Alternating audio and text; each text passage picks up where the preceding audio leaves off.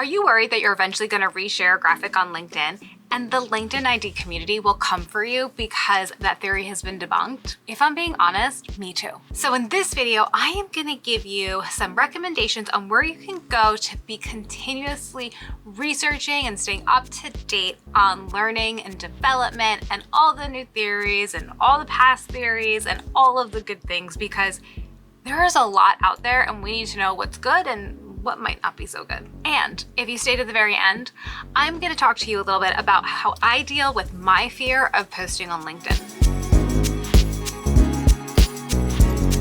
Hey friends, my name is Vanessa Elzate, and on this channel, I help freelance instructional designers and learning and development professionals level up in learning and development as well as business. Where do I go? Because there are a million places that you can go to really understand what are people talking about in instructional design or learning and development. What's true? What's the new theory? How am I supposed to know that something's been debunked? So let's start from the beginning, okay? There are all these theories that are still out there, and they're still actually utilized a lot of times in master's programs and things like that, specifically our friend, the learning styles.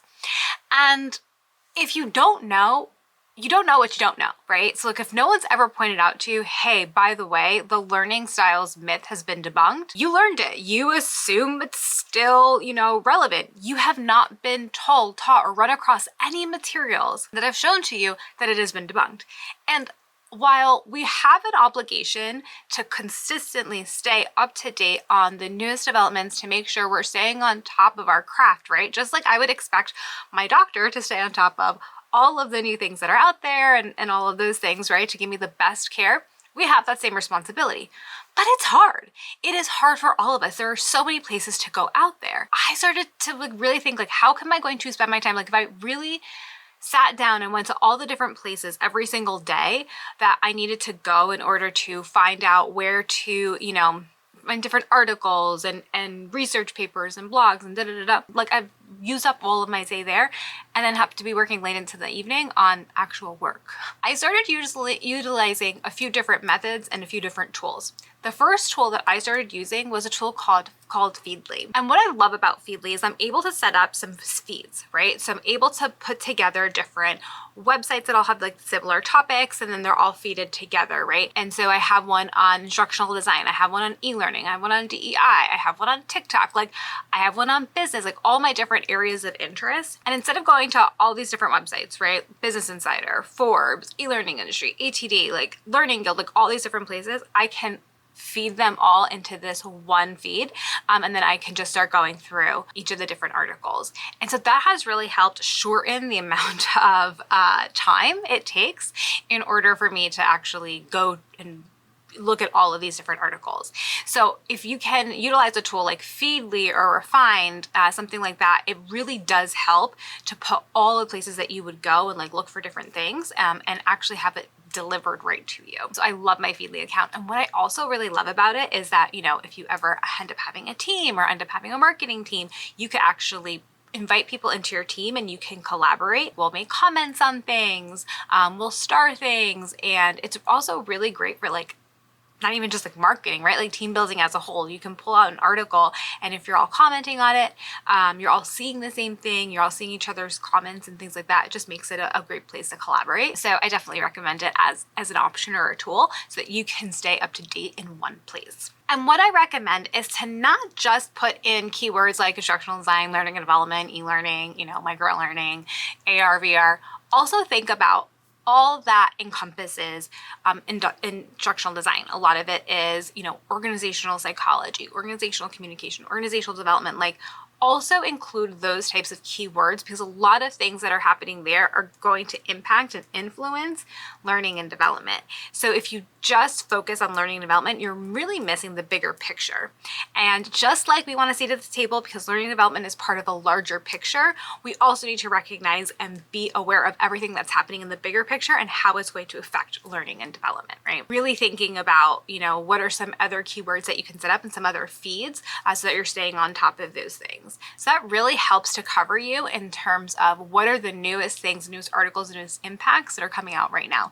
You should not be relying just on your LinkedIn newsfeed to stay up to date. Another place that I love to go are ATD's website and the Learning Guild. I love to see what webinars are they hosting, what topics are they talking about. I'm signed up on their newsletters, right? I'm in their email list, and I read through the different magazines, and I read through the different papers that come in through the Learning Guild to see what people are talking about, what my colleagues are talking about. And what I love about that too is I'm not going to be the expert at everything, and I'm not always going, I don't have time to research everything. By following those that are vetted through ATD and the Learning Guild, and you'll start to see names that have been there for a while, and you'll connect with them, and you'll really, honor and respect their feedback and their insights. You can learn a lot from what they're talking about, what insights they're seeing, what are some of the research that they're seeing, and you can, start to build out a list of people that you can follow on LinkedIn based on looking at who's speaking, who's talking in ATD and Learning Guild. And I also challenge you to go beyond the names that you see all the time. Right? There's a lot of people in learning and development that, aren't like the big names, and they have really great insights as well and deserve to be followed and share more of their stuff, and just to hear more of how they do things and what they're seeing, right? Because everyone's perspective is different, and the more we're seeing different perspectives, the better our craft is going to become. Another thing that I like to keep on top of is what books are coming out in instructional design.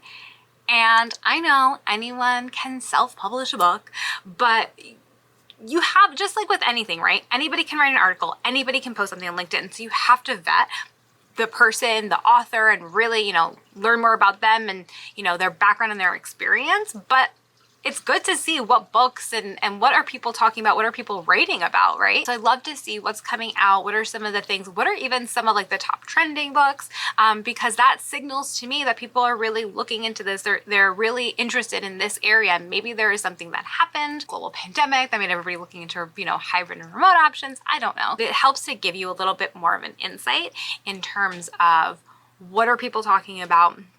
What are some changes? Is there a new book that's out there that I need to be reading? And maybe it's a new book that challenges the thinking of some past theories and things like that. And I love reading the other side of things because it's how you get, again, like that whole picture. You have to see everything and hear the other side of the debate in order to really make an informed decision. Really take your time to check out ID books and who's writing what, and, see if one sparks your interest. You don't have to buy every one of them. I don't buy every single one of them. It's good to know what's out there. If you want to know what is on my bookshelf and what ID books I do recommend, give this video a thumbs up, and that will signal to me that I should be making a TikTok of my top 5 ID books. So give this video a thumbs up. Another way that I keep up with instructional design trends, best practices, is by following some really great people in instructional design on LinkedIn.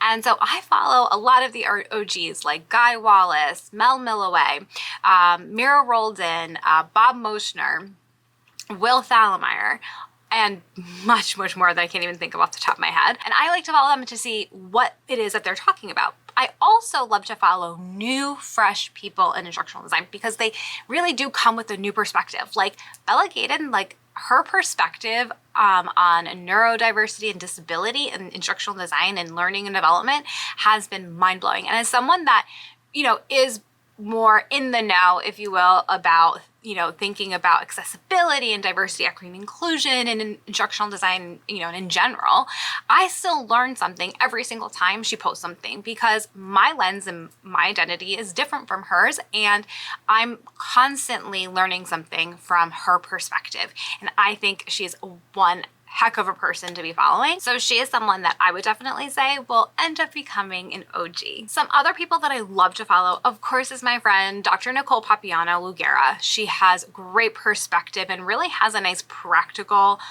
vision for instructional design and learning and development, and really talking about social learning networks and how we should be moving in that direction in order to really think about, how we create content to scale when we're just starting up and how to kind of be scrappy about it, which I love that.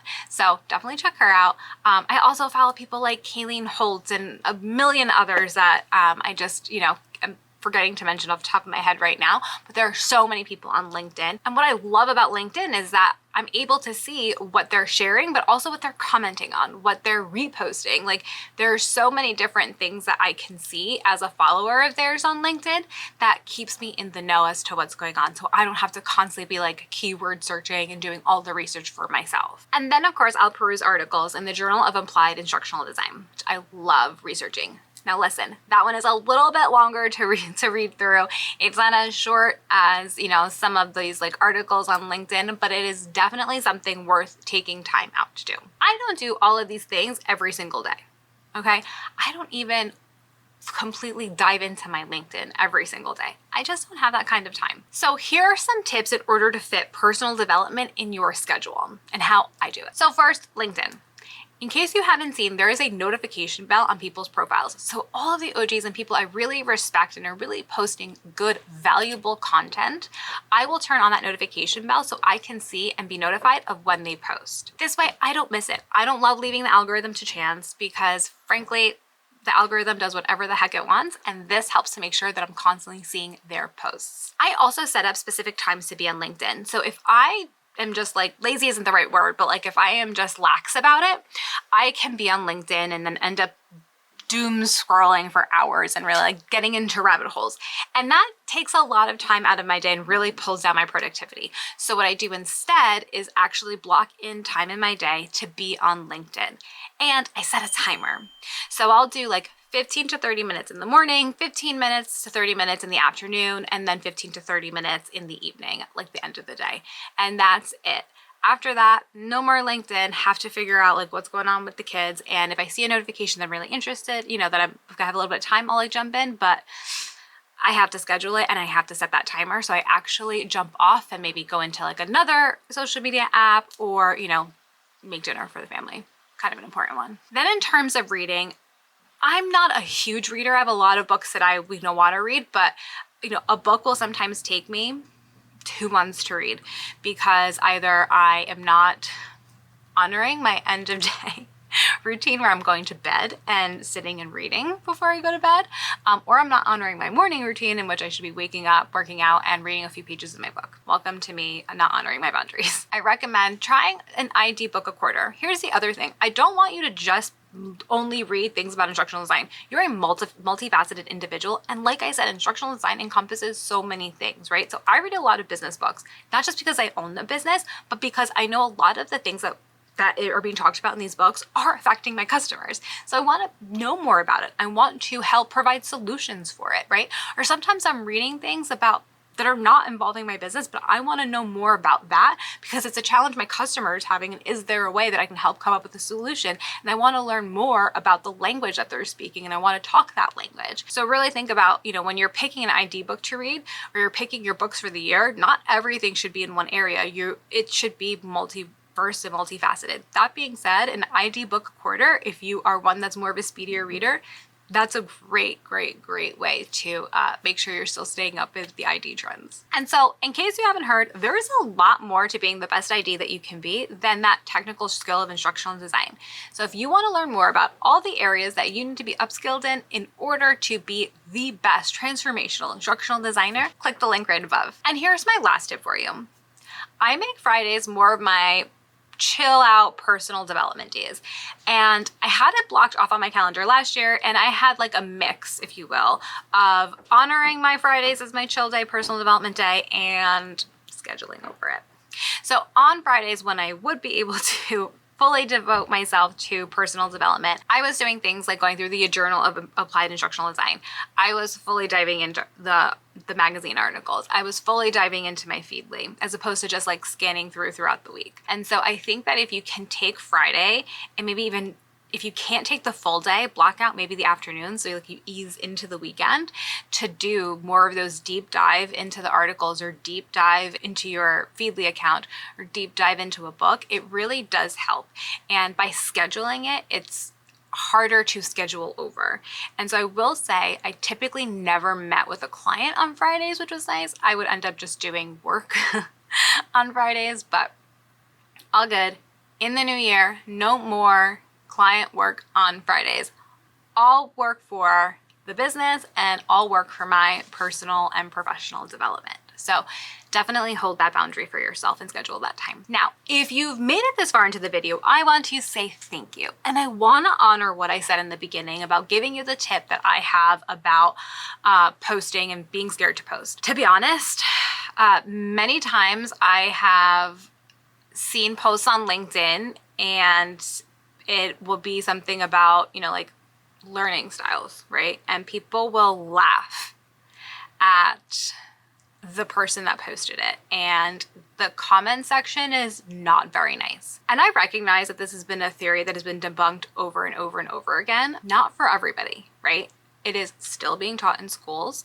It is, if you don't know, you don't know. That's okay, because that is what life is about: being wrong, learning, and growing. It's one thing in other fields, and it's never okay.